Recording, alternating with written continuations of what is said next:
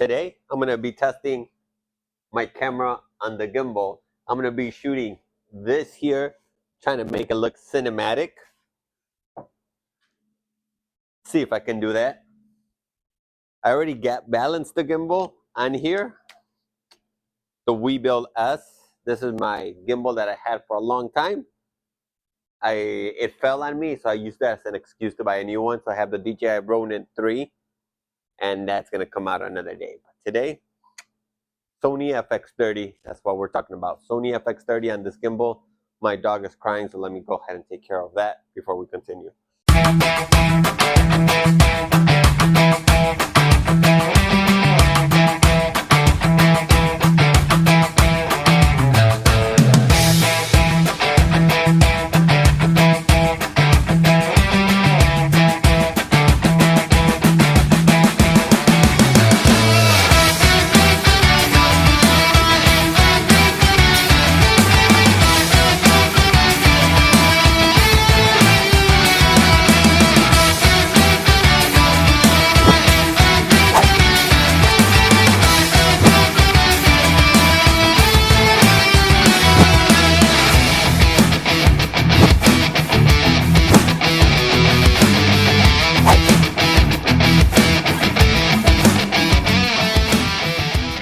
But my final thoughts today was I used the top button more to record. The back button of the camera, the front, which would be the front camera, I did not use it a lot. I also don't need to press that hard on that button to help to start record. The touchpad on the FX30 was nice. I got some cool shots, which I will review to make sure that they're cool. I also did the shutter button did help me focus.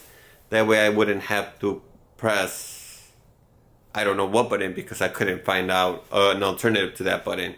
So that helped me a lot. I'd use my metering mode. I tried that. We'll see how that looks. I didn't like that when I approached the subject, the light would flicker on and off. I kept my white balance all to the same.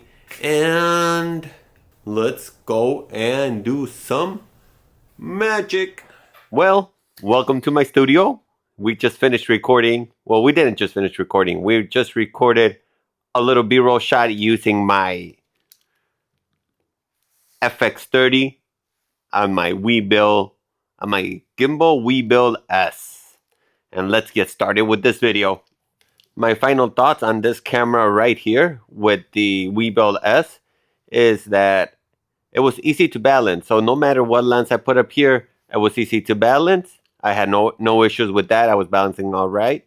Video was a little bit shaky. I don't know if that was me just not holding the camera right or the Weebill just not being strong enough. But we do have to keep in mind that I did drop this gimbal and I have my new gimbal. That's the excuse I used. I didn't even, I tested out, I believe for one event, and I was like, I need a new gimbal. So I bought a new gimbal, and that video will be coming up soon. My camera on my new gimbal to see how that goes. I wanted to do this quick test just to know if I could use this gimbal as a backup gimbal. And for all purposes, if I run into that emergency, I could definitely use this gimbal for that purposes. I used it for 3 years while it was new. It was a great gimbal. It gave me no problems, no issues, no anything. I really liked it. I really like it still. It's just I have my new gimbal. This time I tried some new shots, some different shots, some shots I'm practicing so I could use in the future. What I did notice was that I would use the top recording button a lot more than the front recording button. I was thrown off because I pressed it and I pressed it really hard. So it almost threw my gimbal off balance. But then I realized, like, why am I pressing it so hard? So a nice light press on the top record button should get you recording with no issues. Yeah. Let's turn it on. So now I have the gimbal on. No. Holds really nice. And then if I press the record button lightly, no issues. What I did was this. I was like, whoa. I did not get around to trying the sleep mode for after 2 minutes. I did set it to go to sleep after 2 minutes, so it could save myself some battery while I'm doing all day shoots. This was a short shoot I did, just a little clip, And so I didn't even have enough time for my battery to run out or for it to go to sleep because I was continuously recording. I didn't have to wait for nobody, set up no shots. Everything was just right there, done. And my garage door is doing some weird audio. One other problem I did have was that I changed my shutter button to record, but then I wasn't able to grab the double action that it focuses. It was just recording only.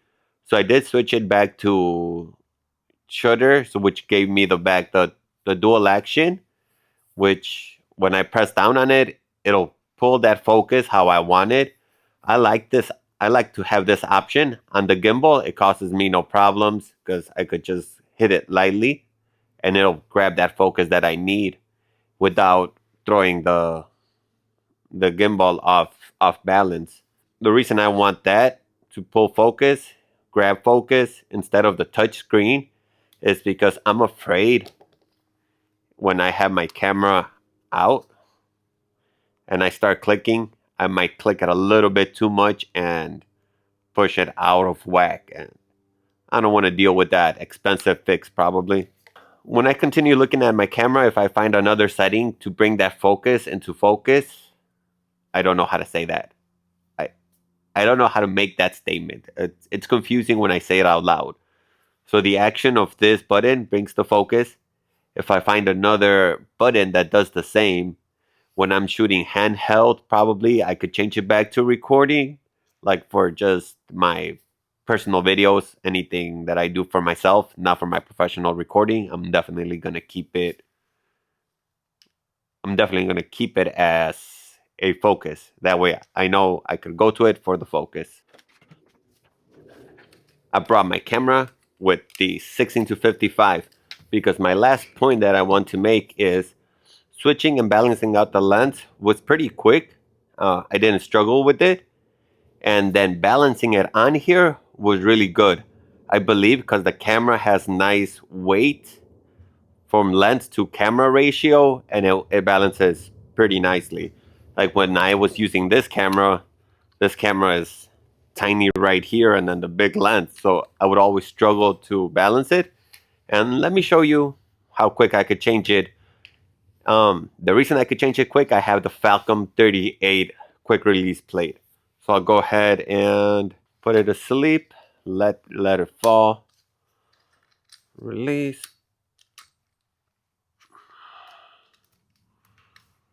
Maybe I should lock it. Okay, turn off my camera.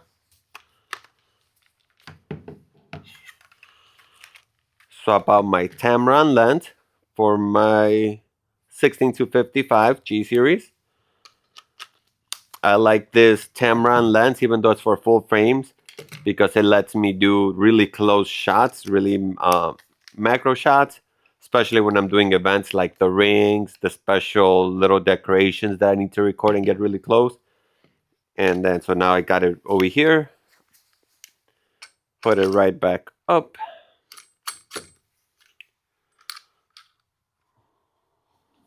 I like to balance it about 24 millimeters.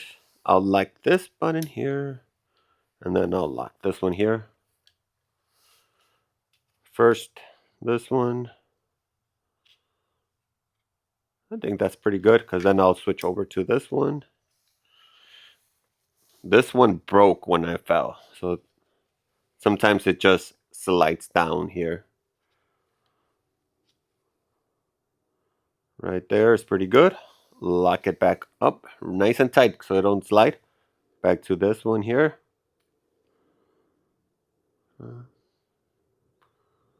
Yeah, so got that. It's falling to one side. On to the other. Lock that in place. Go ahead and wake it up. And there we go. We are balanced with that new lens. Ready to go record a little bit farther away. Not so much so, not those close-up shots. And yeah. So my overall experience with the gimbal on the camera on the gimbal was really nice. I was able to get those shots as you saw at the beginning of the video. And if you like this video, go ahead and hit that like button, subscribe if you're interested in continue watching more content. And thank you for watching, and we'll see you on the next one. The next one might be the DJI Ronin 3. That's my new gimbal. It's so nice. I just have one flaw with it that I'm trying to work around. That flaw is this gimbal. So right now it's turning along with me. It goes up and down, right? But I have this setting where it's locked, where if I turn it, hold it, it'll keep straight. I haven't found out how to do that on my DJI Ronin S3. And this I used a lot because when I'm doing my photography, I usually go like this, my second camera here, and I know that is facing where I want it regardless whether I move it like this or like this or like this or turn it, it's not going to turn to the sides.